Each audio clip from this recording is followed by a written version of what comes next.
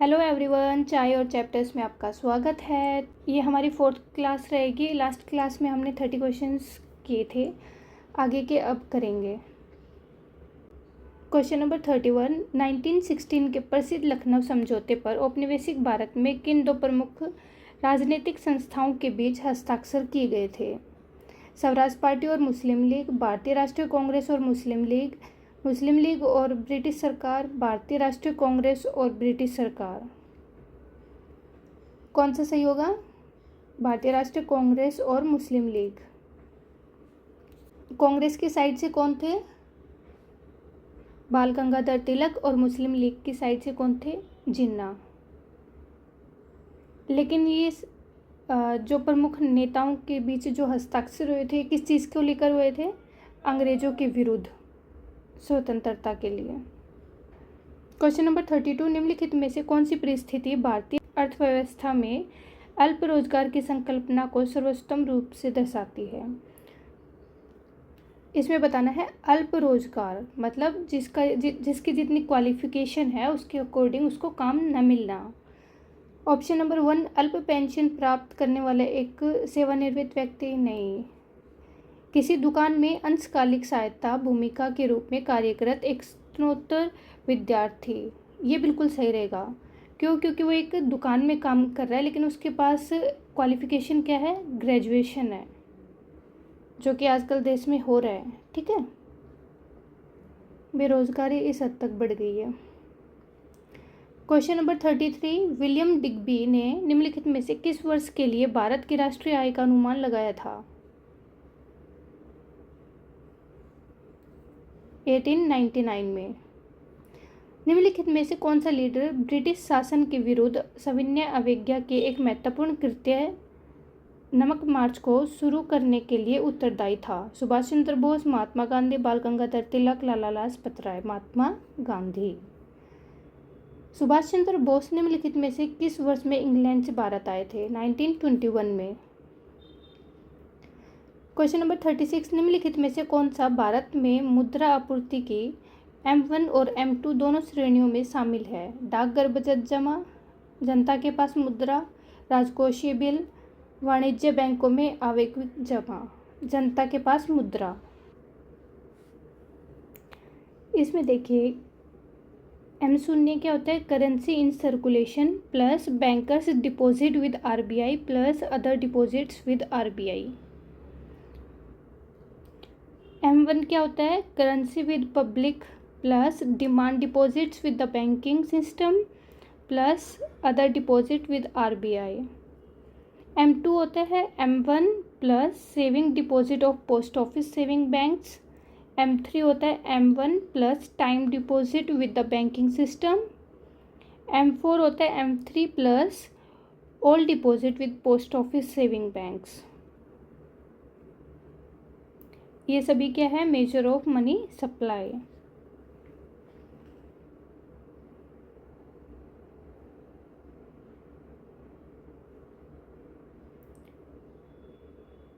Next question है question number 37, Santhali एक Austro एशियाई भाषा है। यह मुख्यतः किस क्षेत्र में बोली जाती है? झारखंड, राजस्थान, केरल, गुजरात। संथाली के बारे में पूछ रखा है झारखंड में। नेक्स्ट क्वेश्चन है, किस समिति ने भारतीय संविधान में मौलिक कर्तव्यों को शामिल करने की अनुशंसा की थी? स्वर्ण सिंह समिति। 1978 44th अमेंडमेंट। नेक्स्ट क्वेश्चन है, निम्नलिखित में से भारतीय भाषाओं का कौन सा युग्म द्रविड़ भाषा परिवार से संबंधित है? हिंदी और उड़िया, बंगाली और गुजराती, तेलुगु और मलयालम, पंजाबी और सिंधी। ये तो आराम से ऑप्शन से कर लोगे आप लोग। तेलुगु और मलयालम। द्रविड़ कौन सी होती है? जो साउथ में बोली जाती है। क्वेश्चन नंबर 40, निम्नलिखित में से कौन सा भारत में शास्त्रीय भाषा का दर्जा प्राप्त करने के लिए मानदंडों में से एक है? देशीय वक्ताओं की अधिक संख्या, केवल 8वीं अनुसूची में समावेशन, संसद में आधिकारिक उपयोग, आरंभिक ग्रंथों का एक लंबा लिखित इतिहास। आरंभिक ग्रंथों का एक लंबा लिखित इतिहास। भारत में शास्त्रीय भाषा का दर्जा प्राप्त करने के लिए जो मानदंड है उसमें क्या है? आरंभिक ग्रंथों का एक लंबा इतिहास। क्वेश्चन नंबर 41, अशोक मेहता समिति ने त्रिस्तरीय प्रणाली को किस संरचना से बदलने की सिफारिश की थी? द्विस्तरीय प्रणाली। इन्होंने द्विस्तरीय प्रणाली की बात की थी। कब आई थी ये वाली अशोक मेहता? 1977। नेक्स्ट क्वेश्चन है, भारत की 2011 की जनगणना के अनुसार भारत की कुल जनसंख्या कितनी थी? 121 करोड़। भारत के राष्ट्रपति का पद रिक्त होने की स्थिति में राष्ट्रपति के रूप में कौन कार्य करता है? उपराष्ट्रपति। लेकिन यहाँ पर एक बात ध्यान रखना, जब उपराष्ट्रपति राष्ट्रपति का कार्यभार संभाल लेता है तो ये राज्यसभा के अध्यक्ष नहीं रहते, सभापति नहीं रहते। निम्नलिखित में से किस परिस्थिति में राज्यपाल अपनी विवेकाधीन शक्तियों का प्रयोग कर सकता है? वित्तीय विधेयक को अस्वीकार करना, जब किसी भी दल के पास स्पष्ट बहुमत नहीं होता है तब अपनी पसंद के मुख्यमंत्री की नियुक्ति करना, मुख्य सचिव की नियुक्ति करना, बहुमत से समर्थन खोने वाले मंत्रालय का बर्खास्त करना। 2 भी सही है इसमें और 4 भी सही है। बहुमत से समर्थन खोने वाले मंत्रालय को बर्खास्त भी कर सकता है, और जब किसी दल के पास स्पष्ट बहुमत नहीं होता तो अपनी पसंद के मुख्यमंत्री की नियुक्ति करता है। नेक्स्ट क्वेश्चन है, भारत का प्रायद्वीपीय पठार मुख्यतः डैश से निर्मित हुआ है? मध्यजैवी महाकल्प की समुद्री चूनाश्म संरचनाओं, नदी की घाटियों में फैले हुए चतुर्थ महाकल्प के जलोढ़ निक्षेपों, कैरेबियन पूर्व की प्राचीन क्रिस्टलीय आग्नेय और कायांतरित शैलें। Yes, option number 3 is the right answer.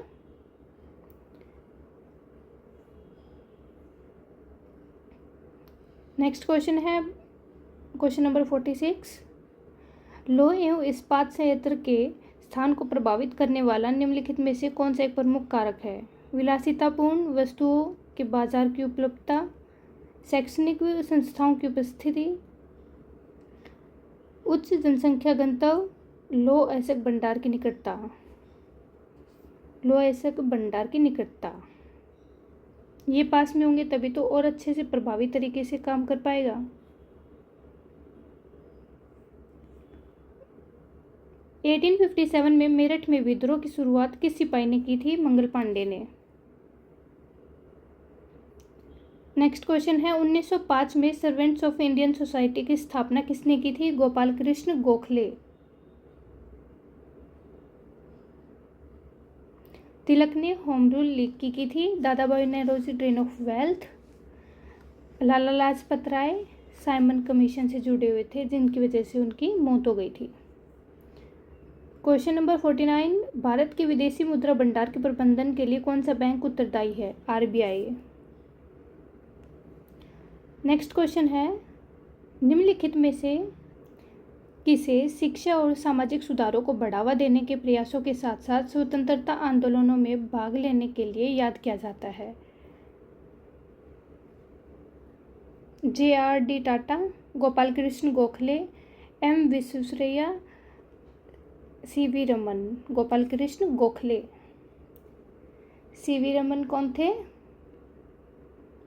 इनको 1930 में नोबेल पुरस्कार भी मिला था विज्ञान अनुसंधान के क्षेत्र में। और विश्वेश्वरैया को कहा जाता है कि ये आधुनिक मैसूर के जनक थे। गोपाल कृष्ण गोखले ने सामाजिक समानता को बढ़ावा दिया है और शिक्षा का विस्तार किया है। नेक्स्ट क्वेश्चन है, 19वीं शताब्दी में ईश्वरचंद्र विद्यासागर ने एक प्रमुख सामाजिक सुधार आंदोलन का नेतृत्व किया जो मुख्यतः किस पर केंद्रित था? विधवा पुनर्विवाह।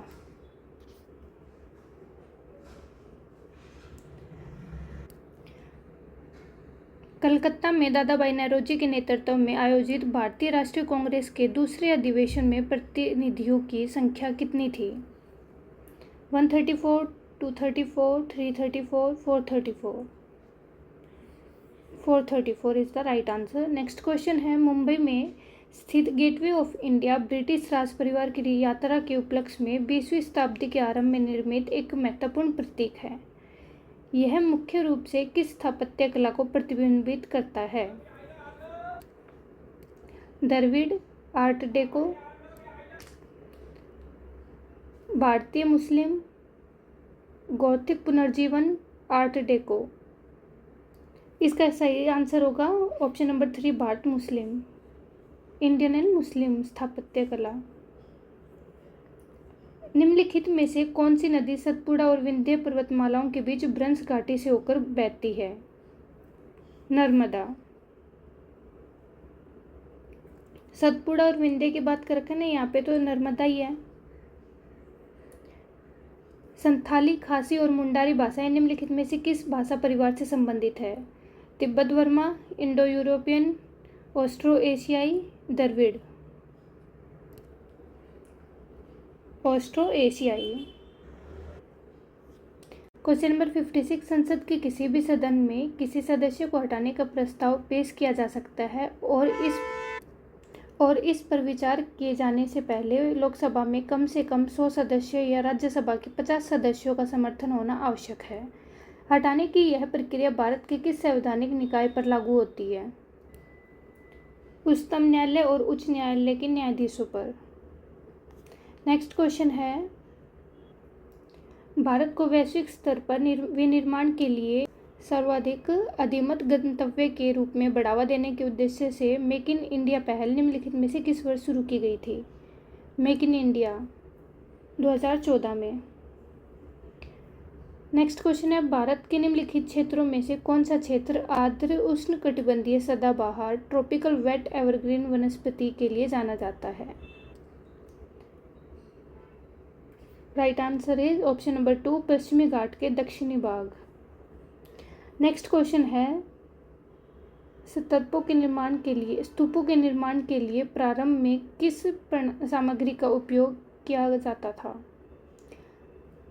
नेक्स्ट क्वेश्चन है, स्तूपों के निर्माण, यहाँ पे स्तूप आएगा, ये थोड़ा मिस्टेक हो गया। स्तूपों के निर्माण के लिए प्रारंभ में किस सामग्री का उपयोग किया जाता था? कंक्रीट, संगमरमर, लकड़ी या मृदा? राइट आंसर होगा मृदा। लास्ट क्वेश्चन है, स्वर्णिम चतुर्भुज नेटवर्क के माध्यम से दिल्ली, मुंबई, कोलकाता से कौन सा शहर जुड़ा हुआ है? Hyderabad, Indore, Nagpur, Chennai. Chennai is the right answer.